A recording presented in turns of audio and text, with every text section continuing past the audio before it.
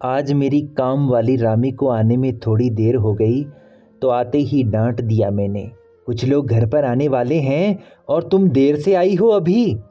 मेरी डांट पर हंसते रहने वाली आज कुछ उदास लगी। मन नहीं माना तो पूछा, क्या हुआ, मुंह क्यों बनाई हो? पति से फिर झगड़ कर आई हो क्या? दबी आवाज में बोली, नहीं भाभी, अभी आते समय रास्ते में एक बूढ़ी औरत को देखा। आज सुबह मर गई वो। मेरे से बहुत अच्छे से कभी कभी बात किया करती थी। बहुत गरीब थी बेचारी।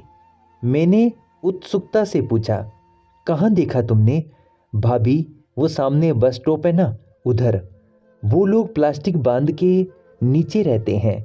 म्युनिसिपालिटी वाले कभी कभी उनका घर सामान सब तोड़ देते थे तो वे लोग सब सामान बस स्टॉप के बेंच के नीचे रख देते, फिर वापस रात में बस स्टॉप पे प्लास्टिक बांध के रहते थे। बेचारा गरीब लोग गर्मी बरसात में किधर जाएगा भाभी? हाँ, मैंने भी उस बूढ़ी औरत को देखा है। यही कोई रही होगी 60-70 साल की। रोज 6 बजे उठकर बड़ी सी प्लास्टिक की बोरी कंधे पर डालकर कूड़ा बीनने जाती थी। चाहे सर्दी गर्मी बारिश हो, मौसम जो भी हो। 9-10 बजे वापस आती तो बोरी में से गत्ते प्लास्टिक खाली डिब्बे लोहा लक्कड़ वहीं फुटपाथ पर बैठकर अलग करती थी। उसकी विधवा बहू वह सब बेच आ जाती।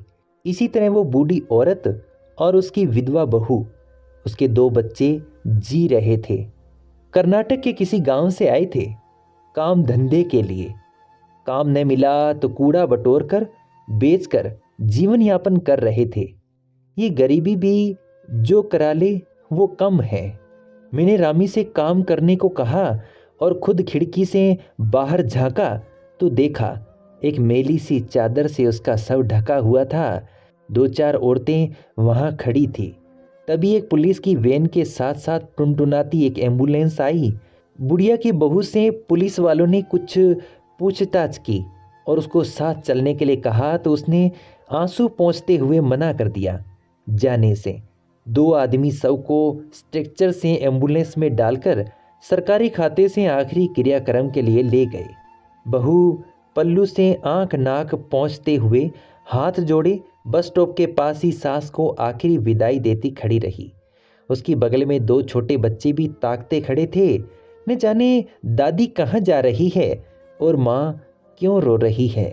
दोस्तों, ये मार्मिक कहानी भेजी है सत्यवर्ती मौर्य जी ने।